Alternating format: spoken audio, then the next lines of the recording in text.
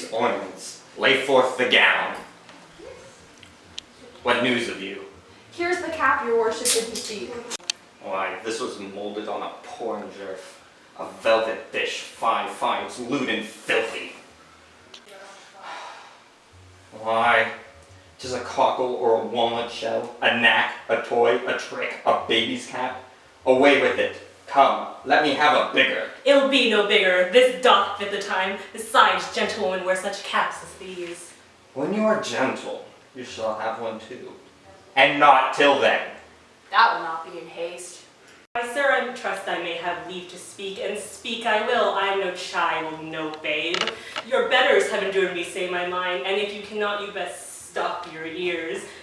My tongue will tell the anger of my heart, or my heart concealing it will break. And rather than it shall, I will be free, even as I please to the uttermost in words.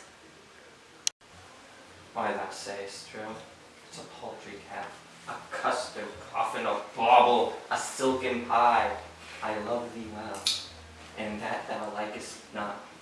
Love me or love me not, I like the cap, and if I will have or I will have none.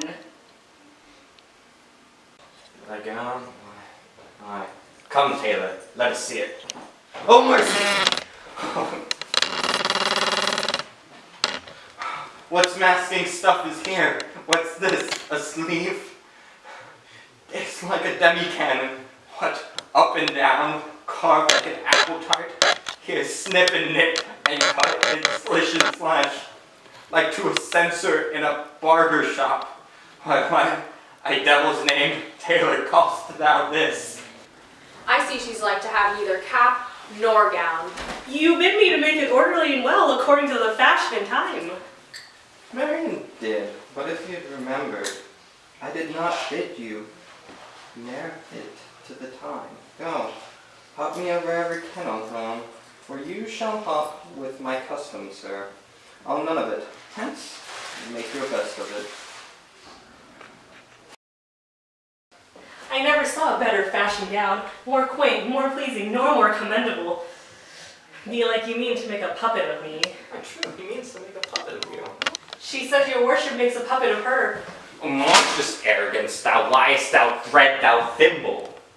Thou yard, 3/4, half yard, quarter nail, thou flea, thou knit, thou winter cricket, thou braved in mine own house with a skein of thread. Away, thou rag, thou quantity, thou remnant, or I shall so be meet thee with thy yard, as thou shalt think on prating whilst thou lives. I tell thee, aye, that thou hast marred her gown.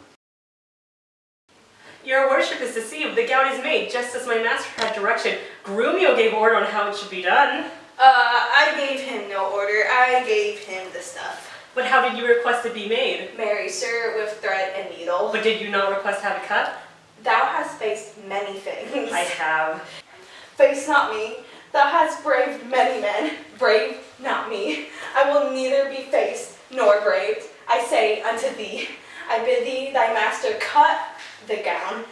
I did not bid him cut it to pieces. Ergo, thou lies. Here is the note of fashion to testify. Read it. The note lies in his throat. If he says, I said so. Imprimis, a loose-bodied gown.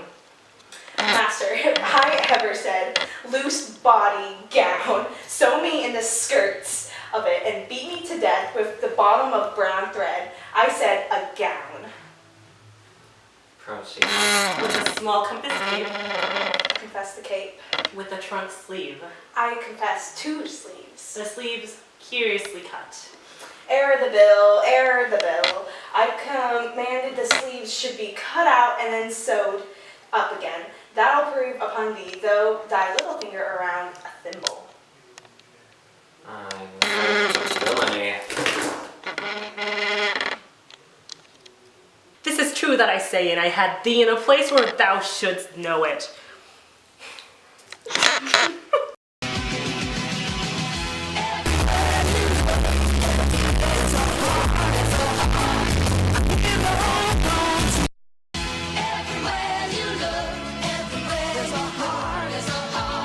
In this scene, the tailor shows off a variety of expensive clothes made for Kate.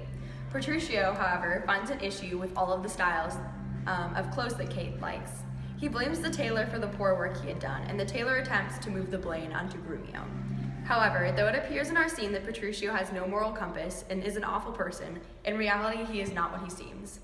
Shakespeare hints at this attitude disparity briefly after the scene. Later on, it is revealed that while Petruchio had blamed the tailor for the terrible dress, he actually had some respect and remorse. He surreptitiously ordered Hortensio to see the tailor paid. Shakespeare's employment of symbolism, humor, and character development alludes to a tone of intensity while still maintaining the satirical nature of the work. Hortensio's role within this scene is rather important. Despite being a relatively small role, all of his lines are read aside or to the audience. Lines such as, "That will not be in haste," while describing the taming process of Kate, or his line, "I see she likes to have neither cap nor gown," a humorous retort up to the turmoil amongst the couple. His presence brings a sense of lightheartedness, and without him, the scene would not have that humorous presence he provides. The dispute between Kate and Petruchio originates from Petruchio's original plan to tame Kate through deprivation and killing her with kindness. Kate, despite suffering from starvation and sleep deprivation, refuses to let Petruchio take control over her clothing, which is normally used to express personality. By going directly against Petruchio's orders, Kate expresses her delight over the tasteless clothes despite him. Clothing is used as a symbol for self-autonomy and expression. Clothes are a first impression, as they say something about one's character without them having to even talk. When Petruchio tries to control Kate's clothing, he is subsequently trying to take away her self-autonomy.